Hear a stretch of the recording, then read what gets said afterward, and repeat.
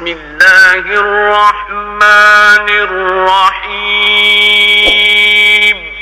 شروع اللہ کا نام لے کر جو بڑا مہربان نہایت رحم والا ہے۔ ان الحمد للہ نحمده ونستعینه ونستغفره ونؤمن به ونتوکل علیہ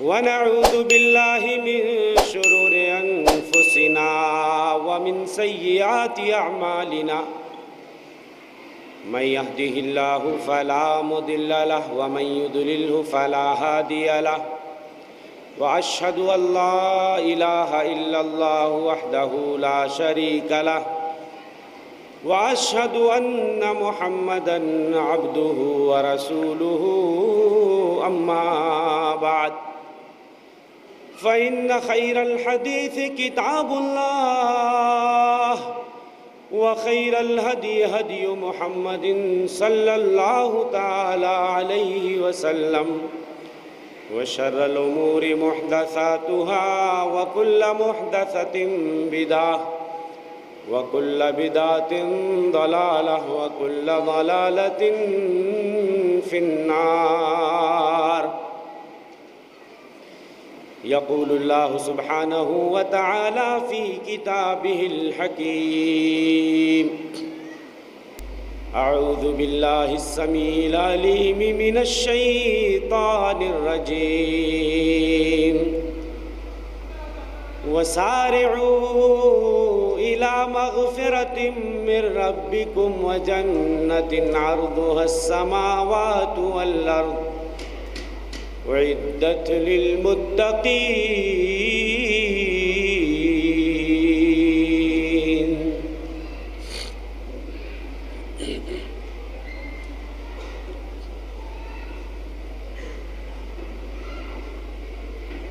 معزز علماء کرام،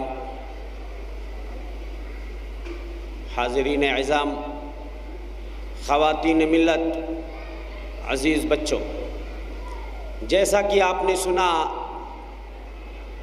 آج کی اس کانفرنس میں میرے خطاب کا عنوان ہے جنت بلا رہی ہے۔ اسی حوالے سے جنت کے اوپر میری ایک نظم ہے جو میں نے لکھی ہے۔ میں دو چار بند اس نظم کے آپ کی خدمت میں پیش کرنے کے بعد ڈائریکٹ اپنے موضوع کی طرف آتا ہوں۔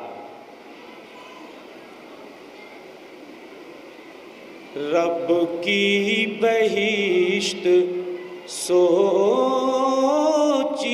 کیسا مقام ہے، رب کی بہشت سوچئے کیسا مقام ہے، حور و قصور خوب ہیں، کوثر کا جام ہے، رب کی بہشت سوچئے کیسا مقام ہے۔ اور جنت کی پربہار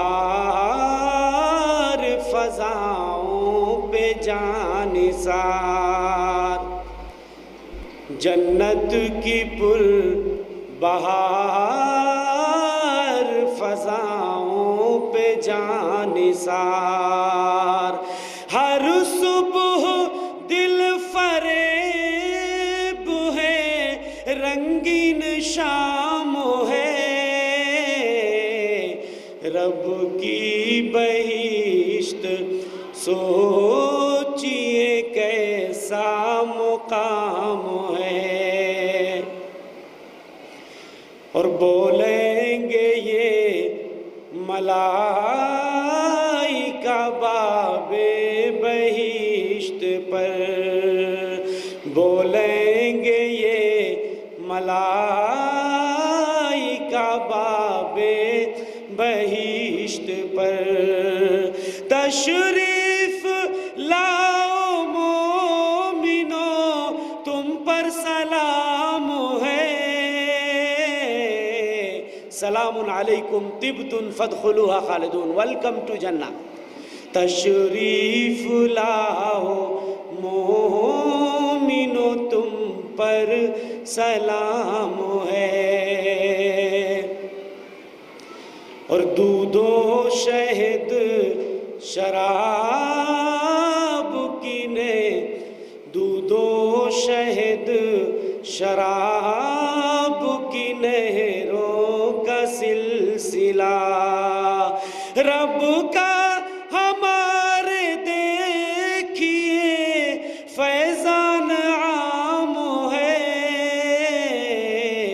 رب کی بہشت سوچئے کیسا مقام ہے۔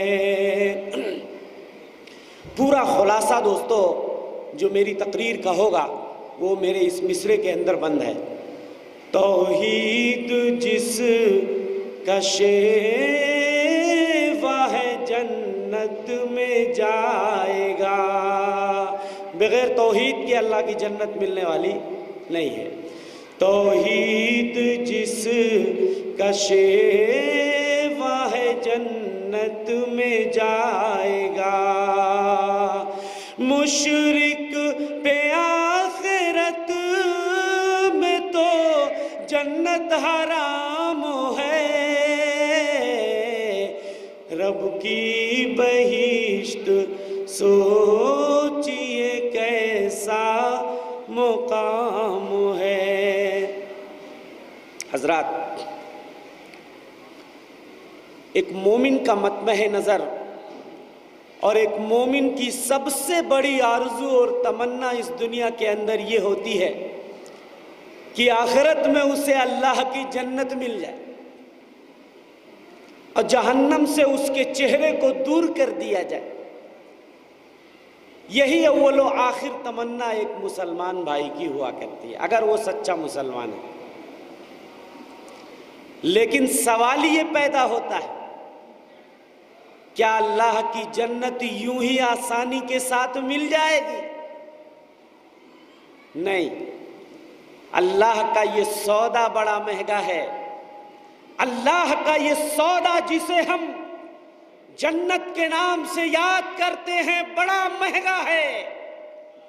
یہ سودا اتنی آسانی کے ساتھ حاصل ہونے والا نہیں ہے۔ اس کے لیے محنت کی ضرورت ہوگی، مشقت کی ضرورت ہوگی، عمل صالح کی ضرورت ہوگی، ایمان کی ضرورت ہوگی، ٹارگٹ بنانا پڑے گا، ہدف متعین کرنا پڑے گا، پھر اس ٹارگٹ کو پانے کے لیے انتھک کوشش کرنی ہوگی، جد و جہد کی ضرورت ہوگی، محنت و مشقت کی ضرورت ہوگی۔ میرے بھائی، اللہ کا یہ سودا بڑا مہنگا ہے۔ اللہ کی جنت یوں ہی خیرات میں ملنے والی نہیں ہے، خیرات میں جنت نہیں ملے گی۔ آئیے دو حدیثیں میں آپ کی خدمت میں پیش کرتا ہوں۔ ان دونوں حدیثوں کو امام ترمذی نے اپنی سنن کے ابواب صفت القیامہ میں نقل کیا ہے، اور دونوں حدیثوں کے راوی اتفاق سے حضرت ابو ہریرہ ہیں۔ پہلی حدیث اس طرح ہے، عن ابی ہریرہ رضی اللہ تعالی عنہ قال قال رسول اللہ صلی اللہ علیہ وسلم من خاف ادلج ومن ادلج بلغ المنزل الا ان سلعة اللہ غالیہ الا ان سلعة اللہ الجنہ، رواہ الترمذی فی سننہ فی ابواب صفت القیامہ۔ انہی الفاظ کے ساتھ امام ترمذی نے اپنی سنن کے ابواب صفت القیامہ میں اس حدیث کو نقل فرمایا۔ جلیل القدر صحابی رسول حضرت ابو ہریرہ حدیث کے راوی ہیں، فرماتے ہیں کہ مدنی سردار صلی اللہ علیہ وسلم نے ارشاد فرمایا، من خاف ادلجا، جو ڈرا وہ بھاگا، ومن ادلج بلغ المنزلہ، جو بھاگا وہ منزل کو پہنچا، الا ان سلعۃ اللہ غالیہ، او لوگو سن لو اللہ کا سودا بہت مہنگا ہے، الا ان سلعۃ اللہ الجنہ، اور وہ اللہ کا سودا جنت ہے۔ یہ ڈرنے اور بھاگنے کی مثال کیوں دی جا رہی ہے؟ کس چیز سے ڈرنے کی بات کی جا رہی ہے؟ جہنم سے ڈرنے کی بات کی جا رہی ہے۔ کس طرف بھاگنے کی بات کی جا رہی ہے؟ جنت کی طرف بھاگنے کی بات کی جا رہی ہے۔ جو ڈرے گا جہنم سے اور جنت کا طلبگار ہوگا وہ اطمینان سے نہیں بیٹھے گا، چین اور سکون سے نہیں بیٹھے گا۔ ایسا مومن اس کو ہمیشہ دھڑکا لگا ہوگا کہ جنت ملے گی کیسے، ڈرنا ہوگا، دلوں میں خوف پیدا کرنا ہوگا، اطمینان اور چین سے بیٹھ کر کے ہمیں اللہ کی جنت نہیں ملے گی۔ اسی لیے فرمایا مدنی سردار نے من خاف ادلجا، جو ڈرا وہ بھاگا، جو بھاگا وہ منزل کو پہنچا۔ مثال کے طور پہ آپ سے کہا جائے اس پہاڑی کے پیچھے ایک لشکر ہے، وہ لشکر آپ کی بستی ہسکوٹا کولار پہ حملہ کرنے والا ہے۔ ایک لشکر کل سویرے آپ کی بستی ہسکوٹا پہ حملہ کر دے گا۔ اب جو لوگ ڈر گئے وہ رات کے اندھیرے میں ہی بستی چھوڑ کر بھاگ گئے، اور جو بھاگ گئے وہ منزل کو پہنچ گئے، اور جو اطمینان سے اپنے گھر میں بیٹھے رہے، پتہ چلا لشکر آ گیا، فوج آ گئی، اس نے حملہ بول دیا، دھاوا بول دیا، سب کو مار کاٹ کر برابر کر دیا گیا۔ تو پتہ چلا من خاف ادلجا، جو ڈرے گا جہنم سے اور جنت کا حقیقی طلبگار ہوگا وہ چین سے نہیں بیٹھے گا، وہ بھاگے گا، جنت کو پانے کے لیے محنت کرے گا، مشقت کرے گا، جستجو کرے گا۔ میرے بھائیوں، اللہ کا سودا پتہ یہ چلا کہ یہ جنت جاہ و منصب کی بنیاد پہ نہیں ملے گی، قوم اور قبیلے کی بنیاد پہ نہیں ملے گی، کثرت مال و زر کی بنیاد پہ نہیں ملے گی۔ اگر یہ جنت ملے گی تو ایمان اور عمل صالح کی بنیاد پر ملے گی۔ اللہ جل شانہ قیامت کے دن یہ نہیں دیکھیں گے آپ کتنے حسین و جمیل ہو، اللہ سبحانہ و تعالیٰ یہ نہیں دیکھیں گے آپ دنیا میں کتنے صاحب زر تھے، کتنے مالور تھے، آپ کتنے صاحب اولاد تھے، کتنے بال بچے والے تھے، کس قدر جاہ و منصب والے تھے۔ اللہ سبحانہ و تعالیٰ دیکھے گا، آپ کا دل دیکھے گا، آپ کا عمل دیکھے گا۔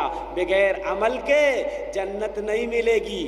دوسری حدیث جس کا میں نے آپ سے وعدہ کیا ہے، امام ترمذی نے اپنی سنن کے ابواب صفت القیامہ میں اس حدیث کو بھی نقل کیا ہے، اور اس حدیث کے راوی بھی حضرت ابو ہریرہ ہیں۔ حدیث اس طرح ہے، ان ابی ہریرہ رضی اللہ تعالی عنہ قال قال رسول اللہ صلی اللہ علیہ وسلم ما رأیت مثل النار نام حاربها، ما رأيت مثل النار نام حاربها ولا مثل الجنة نام طالبها، رواہ الترمذی فی سننہ فی ابواب صفت القیامہ۔ انہی الفاظ کے ساتھ امام ترمذی نے اس حدیث کو اپنی سنن کے ابواب صفت القیامہ میں نقل کیا۔ جلیل القدر صحابی رسول حضرت ابو ہریرہ بھی وہی اس حدیث کے راوی ہیں، فرماتے ہیں کہ اللہ کے رسول صلی اللہ علیہ وسلم نے ارشاد فرمایا ما رأیت مثل النار نام حاربها، میں نے کسی جہنم سے ڈرنے والے کو سوتے نہیں دیکھا، ولا مثل الجنت نام طالبها، اور کسی جنت کے طلبگار کو میں نے سوتے نہیں دیکھا۔ کیا مطلب ہوا؟ یہ حدیث سونے پہ پابندی لگاتی ہے، مسلمان کو سونے کی اجازت نہیں ہے کیا؟ نہیں، یہ حدیث بتاتی ہے اگر جنت چاہیے تو آپ کو سونا بھی کم کرنا پڑے گا، جاگنے کی عادت ڈالنی ہوگی، اذان کی آواز پہ اپنے کان کو لگانا پڑے گا، گھوڑا بیچ کے سونے کی عادت نہیں ڈالنی ہے۔ اسی لیے مدنی سردار فرماتے ہیں میں نے جنت کے کسی بھی طالب کو، کسی بھی طلبگار کو سوتے ہوئے نہیں دیکھا، مطلب گھوڑا بیچ کے سوتے ہوئے نہیں دیکھا، نمازوں کا وقت فوت ہوتے ہوئے نہیں دیکھا۔ آدمی ایسا سوئے گا کہ اس کو دھڑکا نمازوں کا لگا رہے، اس کے کان اذان کی آواز پہ لگے رہیں، ایسا شخص ہوگا جس کے دل میں جنت کی طلب ہوگی، جنت کا جذبہ ہوگا، جنت کے لیے تمنا اور آرزو ہوگی۔ میرے بھائی، دنیا میں ہم جو بھی عبادت و ریاضت کرتے ہیں، محنت و مشقت کرتے ہیں، کس لیے؟ کس لیے؟ اس لیے کہ اللہ کی جنت مل جائے۔ اور اگر ہمیں اللہ کی جنت نہیں ملی، آخرت میں اگر ہمیں اللہ کی جنت نہیں ملی تو ہم سے بڑا بدبخت اور بد نصیب کوئی نہیں ہوگا، چاہے جنت میں ایک پیر رکھنے کی جگہ کیوں نہ مل جائے۔ اگر ہمیں اللہ نے جہنم سے دور کر دیا اور جنت میں ہمیں داخلہ عطا کر دیا تو صحیح معنوں میں گویا ہم کامیاب ہو گئے، ہماری محنت کامیاب ہو گئی۔ اور اگر جہنم سے ہمارے چہرے کو دور نہیں کیا گیا تو ہم سے بڑا بدبخت اور بد نصیب کوئی نہیں ہوگا۔ آخرت میں ہمیں کف افسوس ملنا پڑے گا، ہمیں پچھتانا پڑے گا۔ سورہ آل عمران آیت نمبر 185 میں اللہ جل شانہ ارشاد فرماتے ہیں فَمَنْ زُحْزِحَ عَنِ النَّارِ وَأُدْخِلَ الْجَنَّةَ فَقَدْ فَازَ، جسے جہنم سے دور کر دیا گیا اور جنت میں داخلہ نصیب کر دیا گیا، فقد فاز، حقیقت میں وہ کامیاب ہو گیا۔ وَمَا الْحَيَاةُ الدُّنْيَا إِلَّا مَتَاعُ الْغُرُورِ، دنیا کی زندگی محض ایک دھوکے کا سامان ہے، نظر کا فریب ہے۔ او دنیا کے پیچھے بھاگنے والو، دنیا کی رنگینیوں کے پیچھے بھاگنے والو، کیا تمہیں معلوم نہیں کہ یہ دنیا فانی ہے، اس کی ساری نعمتیں فانی ہیں، باقی رہنے والی صرف اللہ کی ذات ہوگی۔ دنیا عجب سرائے فانی دیکھی، دنیا عجب سرائے فانی دیکھی، ہر چیز یہاں کی آنی جانی دیکھی، جو آ کے نہ جائے وہ بڑھاپا دیکھا، جو جا کے نہ آئے وہ جوانی دیکھی۔ وہ جنت جسے اللہ نے اپنے ہاتھوں سے سجایا ہے، سنوارا ہے، دنیا جہان کی نعمتیں اس کے اندر بھر دی ہیں، اس جنت کے حصول کے لیے اللہ جل شانہ ترغیب دلا رہا ہے، ایک دوسرے سے آگے بڑھنے، ایک دوسرے سے آگے نکلنے کی ترغیب دلا رہا ہے۔ سورہ آل عمران میں اللہ جل شانہ ارشاد فرماتے ہیں وَسَارِعُوا إِلَىٰ مَغْفِرَةٍ مِّن رَّبِّكُمْ وَجَنَّةٍ عَرْضُهَا السَّمَاوَاتُ وَالْأَرْضُ، بڑھو اے لوگو، ایک دوسرے سے آگے نکلنے کی کوشش کرو، ایک دوسرے سے سبقت لے جانے کی کوشش کرو، ریس لگاؤ، ریس لگاؤ، ایک دوسرے سے آگے نکلنے کی کوشش کرو اس جنت کے حصول کے لیے جس کی چوڑائی آسمان و زمین کے برابر ہے۔ اعدت للمتقین، وہ جنت متقیوں کا ٹھکانہ ہے، وہ جنت متقیوں کے لیے بنائی گئی ہے، سجائی گئی ہے، سنواری گئی ہے۔ میرے بھائی، قیامت کے دن عمل کو اللہ بنیاد بنائے گا، خیرات میں جنت نہیں ملے گی، عمل کو بنیاد بنائے گا۔ عمل میں جس قدر ہو سکے محنت و مشقت کی ضرورت ہے، جد و جہد کی ضرورت ہے، ٹارگٹ اور ہدف متعین کرنے کی ضرورت ہے میرے بھائی۔ ہاں، یہ الگ بات ہے کہ کسی کا عمل اکیلے اس کو اللہ کی جنت میں لے جانے کے لیے کافی نہیں ہوگا۔ جب تک کہ اللہ کا فضل نہ ہو، اس کا کرم نہ ہو، اس کی رحمت نہ ہو، بخشش نہ ہو، تب تک کوئی بندہ اپنے عمل کی بنیاد پہ اکیلے جنت میں نہیں جا سکتا ہے۔ اس کی دلیل امام مسلم نے اپنی صحیح کے کتاب و صفات المنافقین کے اندر ایک حدیث نقل کی ہے۔ حدیث کے راوی حضرت ابو ہریرہ ہیں، فرماتے ہیں عن ابی ہریرہ رضی اللہ تعالی عنہ قال قال رسول اللہ صلی اللہ علیہ وسلم ما منکم من احد يدخله عمله الجنہ قیل ولا انت یا رسول اللہ قال ولا انا الا ان يتغمدني ربي برحمته رواہ الامام مسلم فی صحیح فی کتاب صفات المنافقین۔ انہی الفاظ کے ساتھ امام مسلم نے اس حدیث کو اپنی صحیح کے کتاب و صفات المنافقین میں نقل کیا۔ حدیث کے راوی حضرت ابو ہریرہ فرماتے ہیں کہ اللہ کے رسول صلی اللہ علیہ وسلم نے ارشاد فرمایا تم میں سے کسی کا عمل اس کو جنت میں لے جانے کے لیے کافی نہیں ہوگا۔ قیل ولا انت یا رسول اللہ، کہا گیا اللہ کے رسول آپ کا بھی عمل، آپ کا بھی عمل، اتنے آپ تہجد گزار ہیں، پرہیزگار ہیں، آپ کا بھی عمل جنت میں لے جانے کے لیے کافی نہیں ہوگا۔ مدنی سردار صلی اللہ علیہ وسلم نے فرمایا ہاں میرا بھی عمل مجھے جنت میں لے جانے کے لیے کافی نہیں ہوگا، الا ان یتغمدنی ربی برحمتہ، جب تک کہ میرا رب مجھے اپنے کرم سے ڈھانپ نہ لے، جب تک کہ میرے رب کا فضل نہ ہو جائے، اس کی رحمت نہ ہو جائے، اس کی بخشش میرے اوپر نہ ہو جائے، تب تک میں بھی اپنے عمل کی بنیاد پہ جنت میں نہیں جا سکتا۔ آج جنت کی نعمتوں کا تذکرہ ہوتا ہے، ہمارے دل میں کوئی تڑپ نہیں، کوئی جستجو نہیں، کوئی ولولہ نہیں، کوئی جوش نہیں، کوئی جذبہ نہیں، کوئی امنگ نہیں۔ ہمارے سلف صالحین دوستو ہوا کرتے تھے، اللہ اکبر، اگر ایک بار جنت کی نعمت کا تذکرہ ہو جائے، ایک بار اگر جنت کی نعمت کا تذکرہ ہو جائے، اپنا سب کچھ اللہ کی راہ میں قربان کر دینے کے لیے تیار رہا کرتے تھے، منہ میں پانی آ جاتا تھا، ارے وہ جنت ملے گی کیسے، سب کچھ ساری نعمت میں قربان کر دوں گا، بس مجھے اللہ جنت میں ایک پیر رکھنے کی جگہ دے دے، میرے لیے اللہ جنت میں ایک پیڑ لگا دے، میں اپنی ساری دولت اللہ کی راہ میں قربان کر دوں گا۔ کون تھے ایسے؟ ہمارے سلف صالحین صحابہ کرام۔ آئیے میں ایک واقعہ نقل کرتا ہوں حضرت ثابت بن الدحداہ رضی اللہ تعالی عنہ کا۔ مدینے میں ایک انصاری لڑکا یتیم بچہ تھا، مدینے میں ایک یتیم بچہ تھا، اس کا ایک کھجوروں کا باغ تھا، وہ اپنے باغ کے ارد گرد چہار دیواری بنانا چاہتا، باؤنڈری لگانا چاہتا تھا۔ پڑوسی کا ایک پیڑ اس کے راستے میں آ رہا تھا جس سے اس کی دیوار ٹیڑھی ہو رہی تھی۔ اس نے پڑوسی سے کہا بھیا اپنا ایک پیڑ مجھے دے دو تو میری دیوار سیدھی ہو جائے گی۔ پڑوسی نے کہا میں نہیں دیتا۔ اس یتیم بچے نے نبی کریم صلی اللہ علیہ وسلم سے شکایت کر دی۔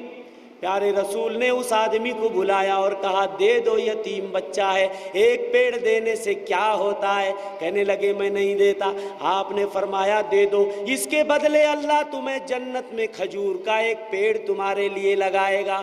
کہنے لگے میں پھر بھی نہیں دیتا۔ حضرت ثابت بن الدحداہ رضی اللہ عنہ یہ بات سن رہے تھے،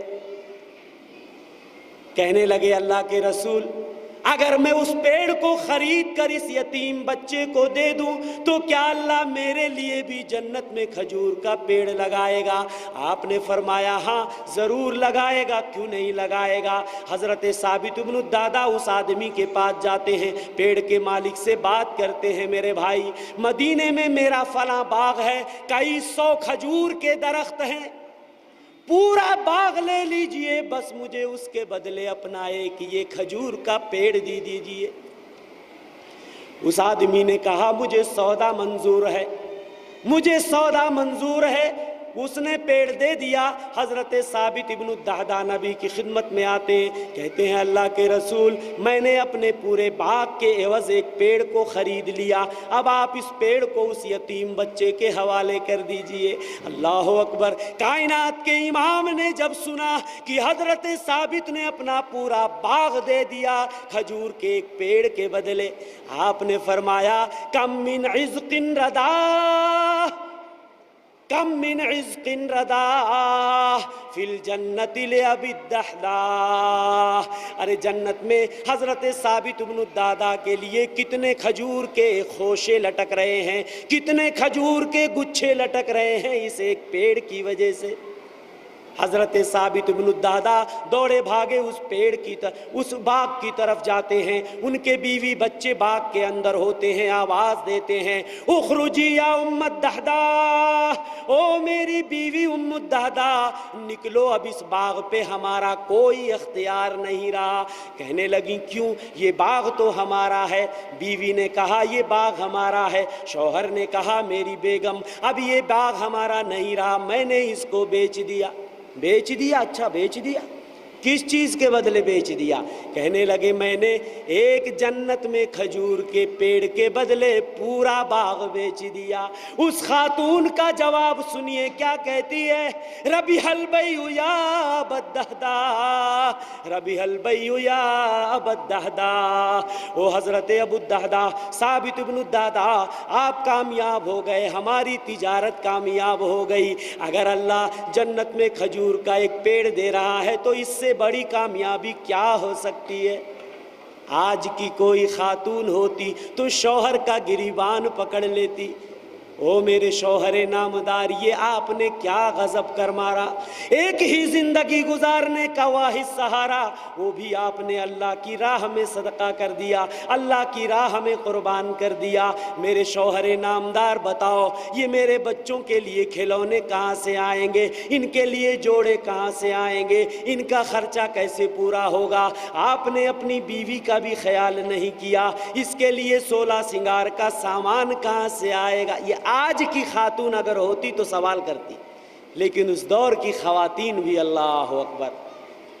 میرے بھائی، ایسے کہاں ہیں وہ لوگ کہ جنت کا تذکرہ آتا تھا تو منہ میں پانی آ جاتا تھا، جنت کا جب ذکر ہو جاتا تھا تو اس کو حاصل کرنے کے لیے اپنی پوری دولت اللہ کی راہ میں قربان کرنے کے لیے تیار رہا کرتے تھے۔ کہاں ہیں ایسے لوگ؟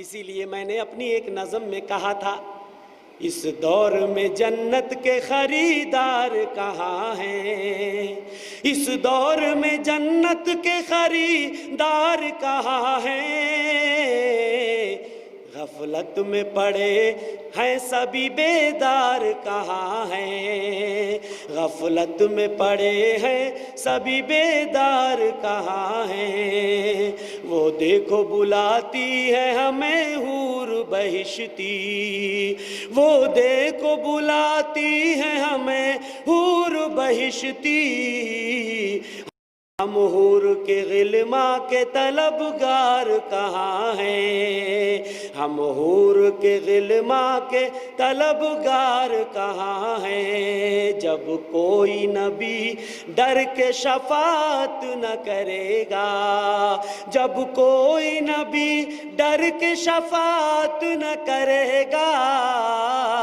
ڈھونڈیں گے سبھی حشر میں سردار کہاں ہیں، ڈھونڈیں گے سبھی حشر میں سردار کہاں ہیں، اس دور میں جنت کے خریدار کہاں ہیں۔ آپ کہو گے وہ تو صحابی تھے، اللہ نے انہیں جنت میں کھجور کا پیڑ دے دیا، ہم صحابہ کے مرتبہ کو نہیں پہنچ سکتے، ہمیں بھلا اللہ کھجور کا پیڑ کیسے دے گا؟ میرے بھائی،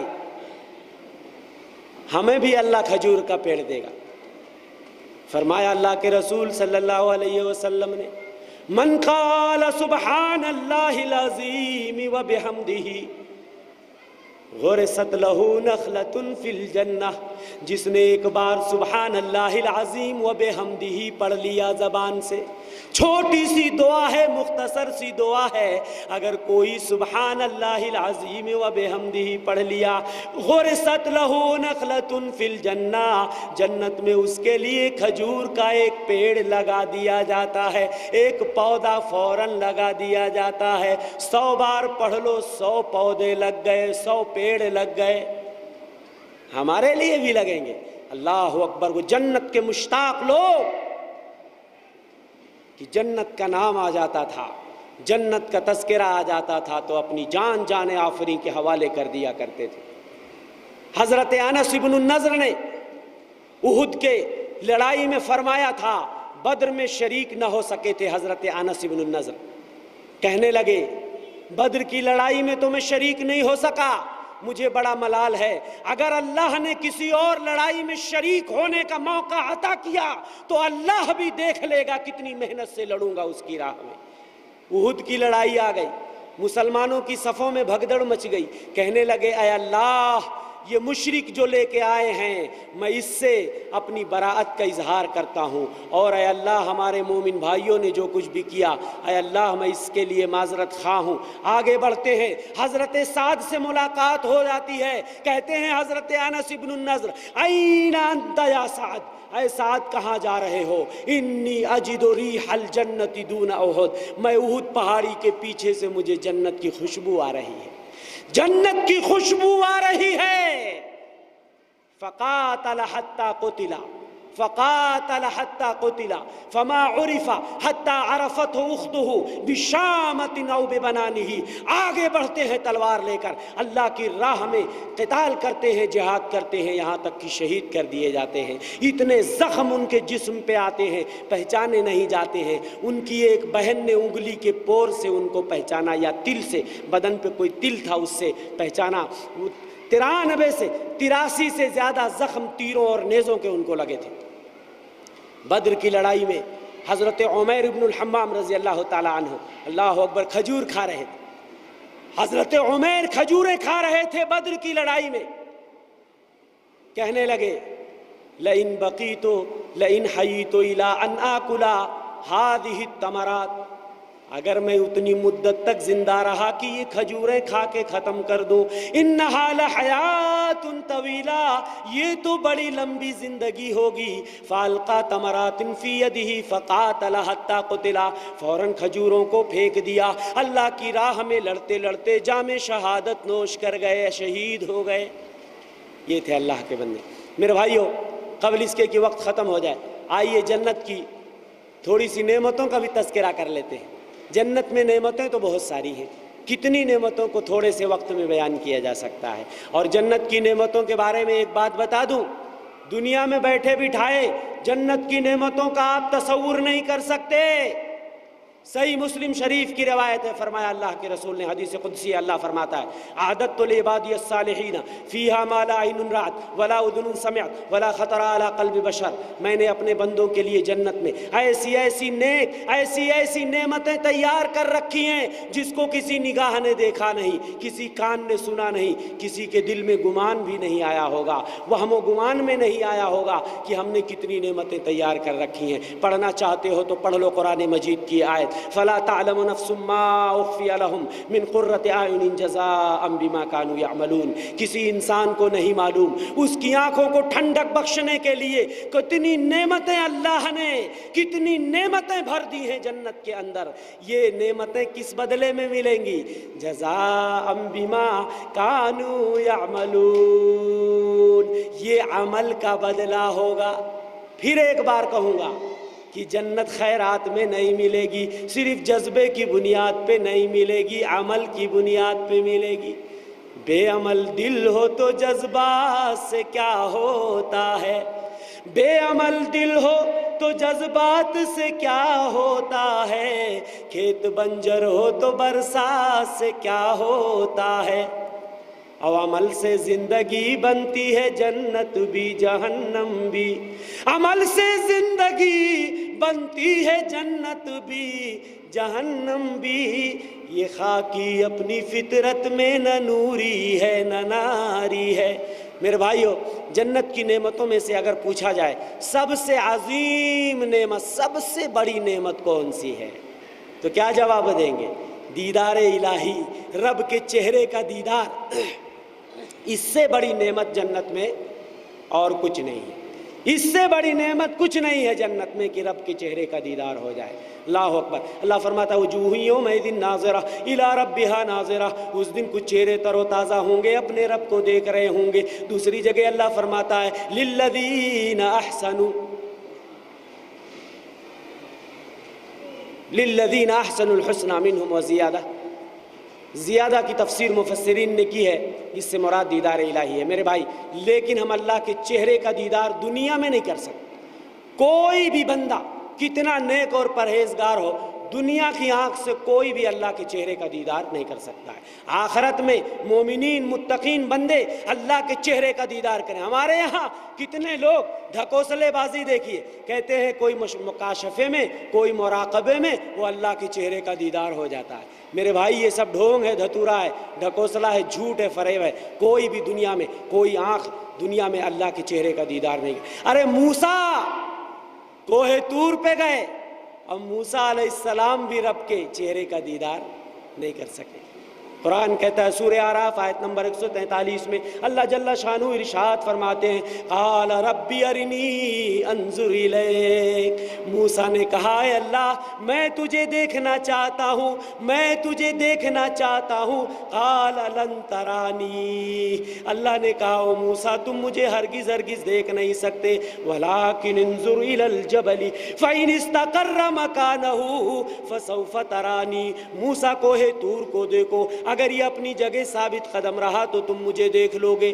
فلما تجلی ربہ جعلہ دکا وخر موسیٰ صعقا، جب رب کی تجلی کوہ طور پہ پڑی پہاڑ ریزہ ریزہ ہو گیا، موسیٰ بے ہوش ہو کے گر گئے۔ وہ نور ہے، نور۔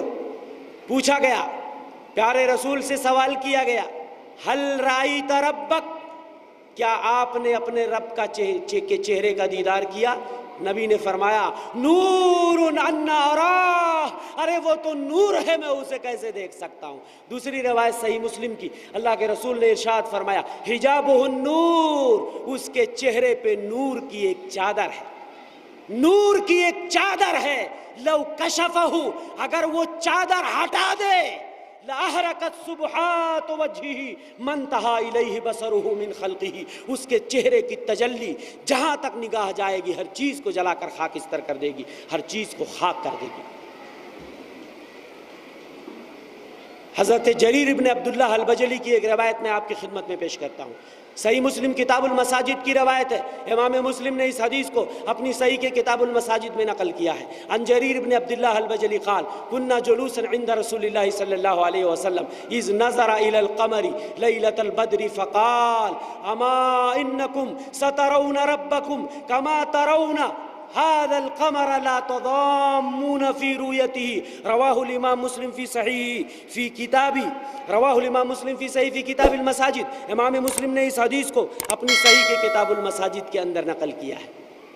کتاب المساجد کے اندر فرمایا حضرت جریر بن عبداللہ البجلی نے، ہم رسول کے پاس بیٹھے ہوئے تھے، آپ نے چاند کو دیکھا، 14 کا چاند چمک رہا تھا، آپ نے فرمایا او لوگو قیامت کے دن تم اپنے رب کو ایسے دیکھو گے جیسے تم 14 کا چاند دیکھتے ہو، جس کے دیکھنے میں تمہیں کوئی پریشانی نہیں ہوتی ہے، اس طریقے سے تم اپنے رب کو۔ جنت کی نعمتوں میں سے ایک نعمت میرے بھائی وہ جنتی عورتیں بھی ہیں، بہشتی عورتیں ہیں، جن کے بارے میں اللہ تبارک و تعالیٰ نے بڑے اچھے انداز میں نقشہ کھینچا ہے۔ کہیں اللہ فرماتا ہے وَعِندَهُمْ قَاصِرَاتُ الطَّرْفِ عِينٌ كَأَنَّهُنَّ بَيْضٌ مَّكْنُونٌ، جنتیوں کے پاس نظر کو نیچی کرنے والی ایسی ایسی خوبصورت آنکھوں والی عورتیں ہوں گی، كَأَنَّهُنَّ بَيْضٌ مَّكْنُونٌ، جس طریقے سے چھپائے ہوئے انڈے ہوتے ہیں، جیسے شتر مرغ اپنے انڈے کو اپنے پر کے نیچے چھپا کے رکھتا ہے، اور وہ انڈے بڑے ہی خوبصورت اور جمیل ہوتے ہیں، حسین ہوتے ہیں۔ شتر مرغ کے انڈے بڑے ہی خوبصورت ہوتے ہیں، گرد و غبار سے بچانے کے لیے شتر مرغ اپنے انڈے کو چھپا کے رکھتا ہے، ایسی وہ عورتیں ہوں گی جیسے چھپائے ہوئے انڈے۔ اللہ اکبر۔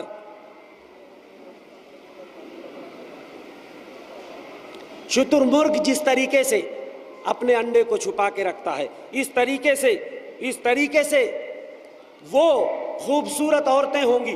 دوسری جگہ اللہ سبحانہ وتعالیٰ فرماتے ہیں فیہن قاصرات الطرف لم یطمثہن انس قبلہم ولا جان،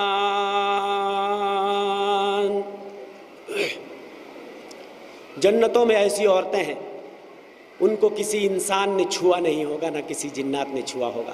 میرے بھائی اس جنتی عورت کا میں تذکرہ کیا کروں، ایک حدیث پڑھتا ہوں، فرمایا اللہ کے رسول صلی اللہ علیہ وسلم نے، صحیح بخاری کی حدیث ہے، لو ان امرأة من اہل الجنہ اطلعت الى اہل الارض لاضاءت ما بینہما، اگر ایک جنتی عورت دنیا کی طرف دیکھ لے، دنیا اور اس کے درمیان، دنیا اور آسمان کے درمیان جتنی چیزیں ہیں ساری چیزیں روشن ہو جائیں گی. وَلَنَصِيفُهَا عَلَىٰ رَأْسِهَا خَيْرٌ مِّنَ الدُّنْيَا وَمَا فِيهَا. ایک جنتی عورت کے سر کا دوپٹہ دنیا اور ما فیہا سے بہتر ہوگا. دوسری حدیث میں صحیح مسلم کی حدیث میں اللہ کے رسول نے فرمایا لِكُلِّ امْرِئٍ مِّنْهُمْ زَوْجَتَانِ اثْنَتَانِ. ہر جنتی کو کم سے کم دو دو عورتیں ملیں گی، کم سے کم جنت کی دو دو. شہیدوں کے بارے میں آتا ہے 72 70 سے اوپر عورتیں ملیں گی، لیکن ہر ادنا جنتی کو کم سے کم دو عورتیں اس جنت کی ملیں گی. دنیا والی پلس اگر وہ جنت میں ہے تو ملے گی، ورنہ دو عورتیں کم سے کم جنت والی ملیں گی. لِكُلِّ امْرِئٍ مِّنْهُمْ زَوْجَتَانِ اثْنَتَانِ يُرَىٰ مُخُّ سُوقِهِمَا مِنْ وَرَاءِ الْعَظْمِ وَاللَّحْمِ وَمَا فِي الْجَنَّةِ أَعْظَمُ. اتنی حسین و جمیل وہ عورتیں ہوں گی کہ فرمایا اللہ کے رسول نے 70 جوڑے پہنے ہوئے ہوں گی. ہڈی کے اندر کا گودا باہر سے نظر آ رہا ہوگا، جیسے سفید گلاس میں سرخ جام اڈیل دو باہر سے نظر آتا ہے.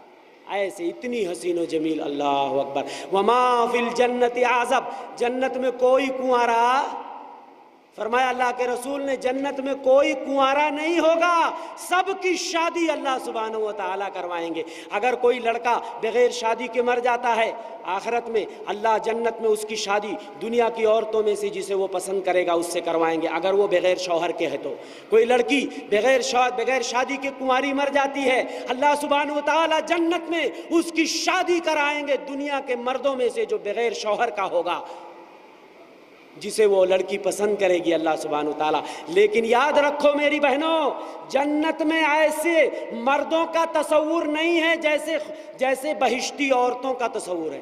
جنت میں ایسے کوئی مرد نہیں ہوں گے جو صرف جنت میں پیدا کیے گئے ہوں، وہ دنیا ہی کے مرد ہوں گے، اسی میں سے جسے عورت پسند کرے گی. اگر وہ بغیر شوہر کے یا بغیر شادی کے مر گئی تو اللہ سبحانہ و تعالیٰ جنت میں اس کی شادی کرائیں گے. اور اگر انسان کی اپنی بیوی جنت میں ہے تو اس کو اپنی ہی بیوی ملے گی. لیکن اگر شوہر جنت میں ہے اور بیوی چھلانگ لگا کے ادھر چلی گئی، راستہ بدل لیا، یا بیوی جنت میں ہے شوہر نامدار چھلانگ لگا کے دوسری طرف چلے گئے، تو جوڑا بکھر جائے گا. یہ جوڑا جو دنیا میں ہے یہ بکھر جائے گا. میرے بھائی دعا کرو اللہ ہمارے جوڑے کو جیسے یہاں جوڑا سلامت ہے وہاں بھی جوڑا سلامت رہے. ہماری اپنی یہی بیویاں ہمیں وہاں بھی. لیکن یہ جوڑا سلامت کیسے رہے گا؟ شوہر نمازی ہے، بیوی بے نمازی ہے، بیوی نمازی ہے، شوہر بے نمازی ہے. بتاؤ جوڑا قیامت میں آخرت میں کیسے سلامت رہے گا؟ کیسے سلامت رہے گا؟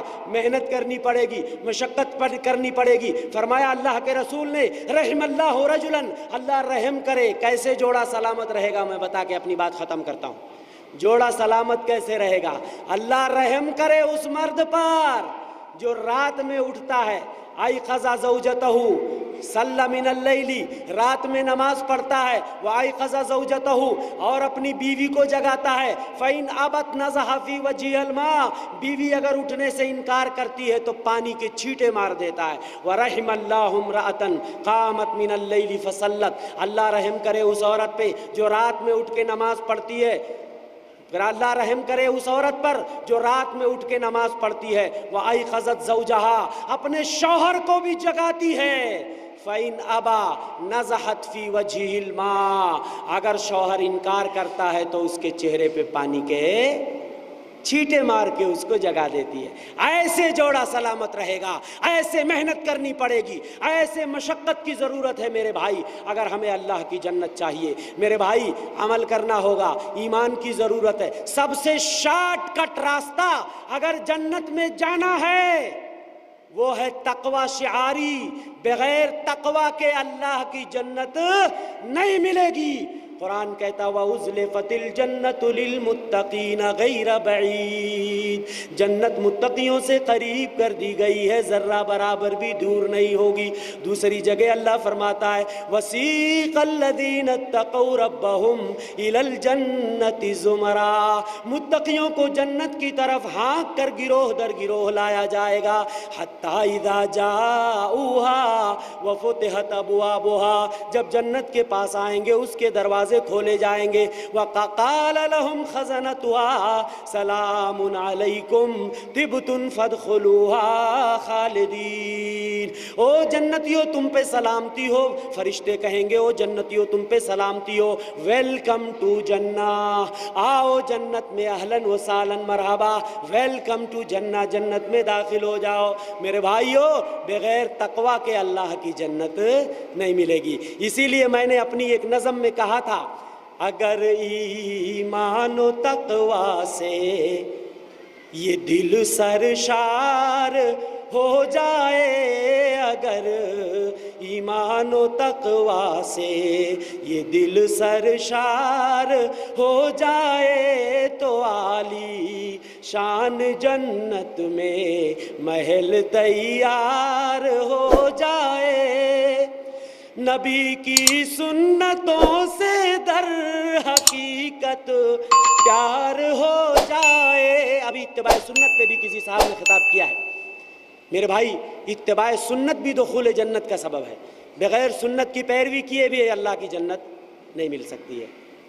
نبی کی سنتوں سے در حقیقت پیار ہو جائے, نبی کی سنتوں سے در حقیقت پیار ہو جائے تو اے بندے تیرا عقبا میں بیڑا پار ہو جائے. اگر ایمان و تقوی سے یہ دل سرشار ہو جائے تو عالی شان جنت میں محل تیار ہو جائے. اللہ سے دعا ہے کہ مولا وہ رب کی جنت جو ہمیں بلا رہی ہے, وہ رب کی جنت جو سجائی گئی ہے, سنواری گئی ہے متقین بندوں کے لیے, اللہ جل شانہ ہم تمام بھائیوں کا داخلہ جنت میں آسان کرے.